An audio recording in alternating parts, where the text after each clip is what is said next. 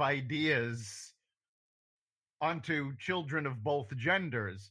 And it really doesn't have anything to do with the gender they are. It's just our preconceptions, correct? Yeah, exactly. Yeah, exactly right. So you've talked a lot about your work, but got you interested in sociology in the first place? I guess,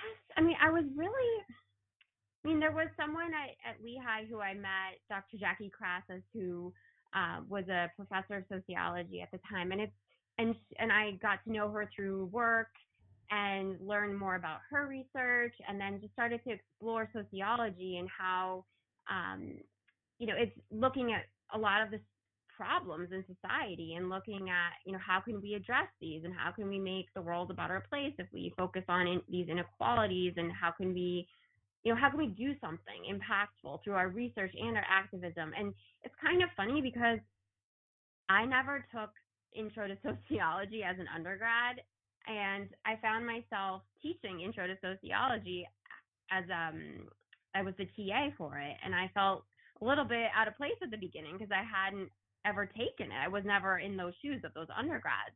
I majored in French and political science as an undergrad, but was more drawn to sociology as time went on, given that like women's studies homes oftentimes are there's a lot of interdisciplinarity between sociology and women's studies, but then there are women's and gender studies scholars who are from all disciplines. So I looked at UConn, and there were a few individuals there, Dr. Bonzana Perkayasa, Dr. Davida Silfen Glassberg, who really were major contributing factors to why I wanted to go to UConn and explore sociology. And I felt like that was, I kind of got a little bit jaded just by the political context of the world we live in, and felt like I really want to be in another space to study these inequalities in society. And I felt like the program at UConn, the gender scholars who are there are just phenomenal. They're,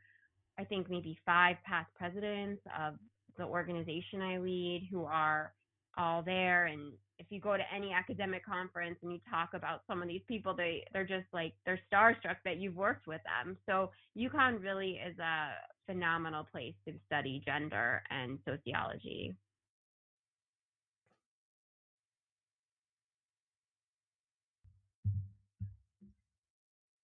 Chip, do you have anything you want to ask? I'm just enjoying listening to this. I mean, it's if you closing in looking at what Amazon is saying, it says this book is a tool for promoting leadership diversity. And I know that's what we're all striving towards. We're trying to eliminate all kinds of different stereotypes out there, because more and more these days, in the days of social media and everything else, everybody is a critic and they can just write stuff down without even having to face up to different things. So we're just super critical and pointing out everything that's wrong with everything out there. What did you find right that's going on right now, Barret? I know that you've had some very, very interesting interviews, and some of them you said were pretty amazing. So I sense we're moving in the right direction in a lot of ways. And, with my title, Happiness and Success GPS, that's what I preach. And I'd love to hear a lot more about that in podcasts and everything else. So where are we heading in the right direction? Yeah, I mean, you mentioned earlier that when the organization started out, women weren't even allowed in some of the meeting places. I hope you can tell us we've made progress. Yes, definitely. We have made progress for sure. But I think, any organization though, there are always new challenges. Like now there are microaggressions in every organization where people feel uncomfortable or are made to feel uncomfortable because of their race or their sexuality or because of their gender identity. So I definitely think that, while we've come a far way, there's always something, when I was writing the book or when I was writing my dissertation, for example, I didn't really have a whole lot to say in terms of the trans, non-binary, intersex community. That wasn't really a part of it. But as time has come on, I realized this is a part of that larger conversation, and I need to address that. And I also addressed it. There's a limitation in my research because I did not interview anyone who was from that community. They're all men or women. One person identified as part of the LGBTQ community, but beyond that, it was a very heteronormative community. It was for the most part, there wasn't a ton of diversity in terms of race, and but we're going to see that, as the diversity coming, as time goes on. So I feel like this is a tool for promoting leadership diversity, because we it's not okay to say like, oh, this person is from that community, so that means they're going to lead like this is how we're going to expect them to lead. And so when a woman comes into a new position and she's very assertive, people might be shocked. Oh, I thought she was going to be more maternal. Well, like, why don't let's just forget about that and just look at a man and a woman, an intersex individual, just with like an open kind of without these preconceptions, right? So yes, we are going in the right direction, I think, but just little things like when Hillary Clinton was running for president, there were a lot of jabs about what she was wearing. And there are still, if you look at comedians, or just it's kind of sad to people commenting on her pantsuits, or it's like, why are we talking about those things like that? To me, and we're still talking about that oftentimes when we see women running for office. And and I think that's why this book, it does have generalizability to a larger population. I looked at academic leadership, which is, I chose to look at academic leadership largely because that's where I was situated and had the access to, but also because we are seeing more gender diversity in academic leadership than we are seeing in other contexts. So I felt like this is a place for us to learn. And the men that I interviewed, many of them identified situations in which they felt like people were treating their women colleagues improperly and making comments that were jabs at them, calling the women like a woman who was president, oh, she's being a queen because this is how she wants things to go.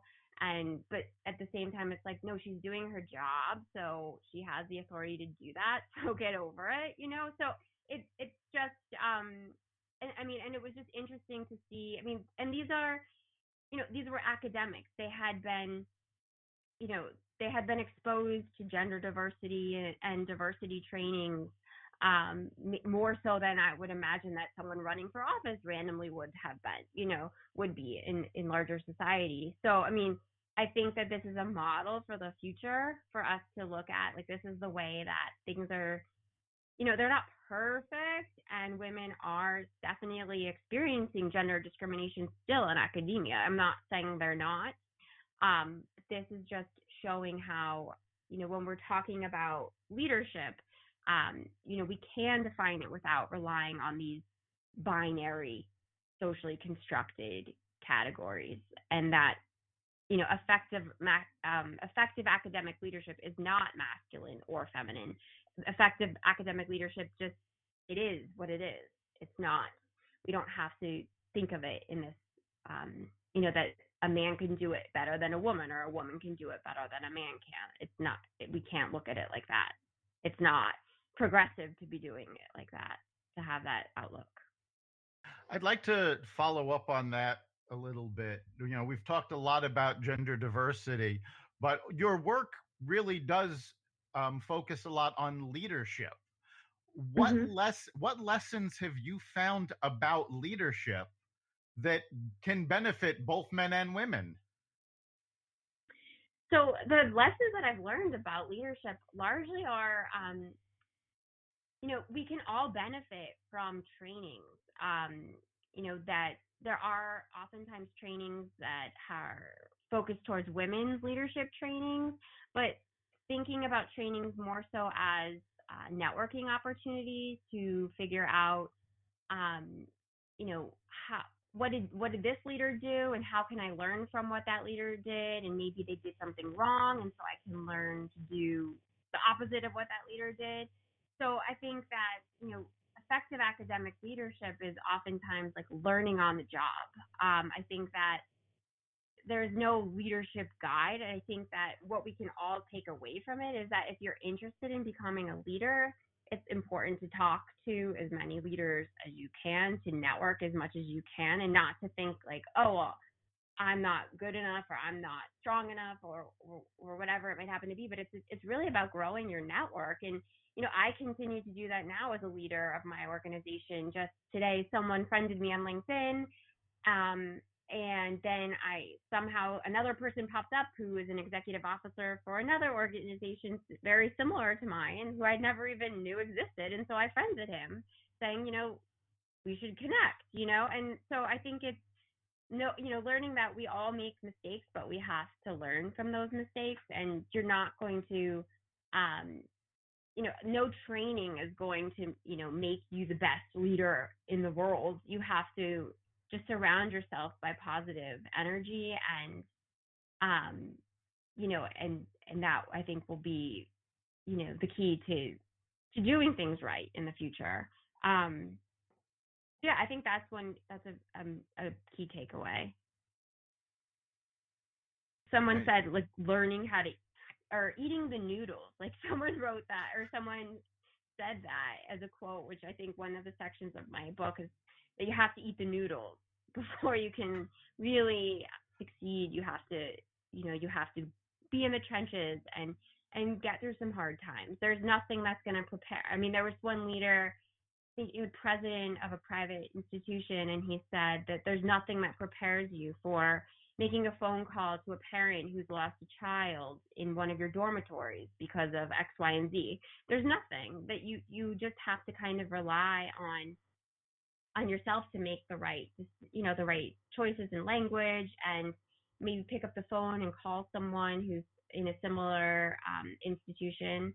And something else that was kind of interesting that came out in the data was leaders saying, once I became president, or once I was outgoing at this institution, I realized that I only should go back when invited, or if there's a funeral for someone, or I know, or something. Like you can't like linger and try to still like assert your authority as an outgoing president of an institution. You kind of have to take, understand that your time is over now. It's someone else's in there.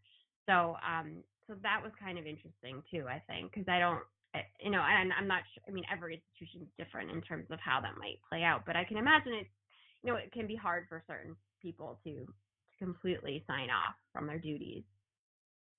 I'm sure. All right, we're coming up on the end of our time. So, Chip, what do you think is the big takeaway for our listeners this week?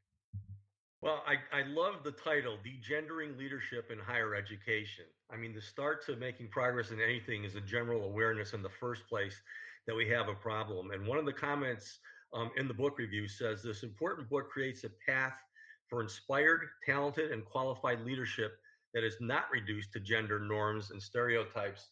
And I think, I mean, you mentioned that people who are closer to my age are getting this a whole lot better now, Barret, but I also have a lot of faith in the younger generation growing up, because their principles and the things that they're growing up with now, we are all a lot more one world minded with our children than we ever were when Eric and I were growing up. And so I'm so happy that you've published this book. It's bringing this to the forefront, and I think it's going to make a big difference, especially in a lot of younger people growing up, to give them the opportunity. So kudos to you, and it's been great to have you on.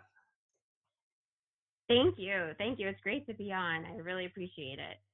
Yeah.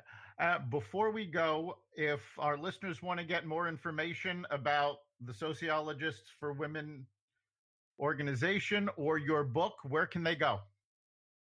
So the organizational website is www.sociwomen.org, sociwomen.org. And for the book, you can go to the Emerald bookstore. It's published by Emerald Publishing Limited, which is based in the United Kingdom. And you can also find it on Amazon. So that's actually where I got my copy. I'm still waiting for the rest of them to come from the UK. So, but it feels really good to have one in my hands. So I've been waiting a long time. thank you so much for being on the show. Well, thank you. Thank you for having me. It's been great.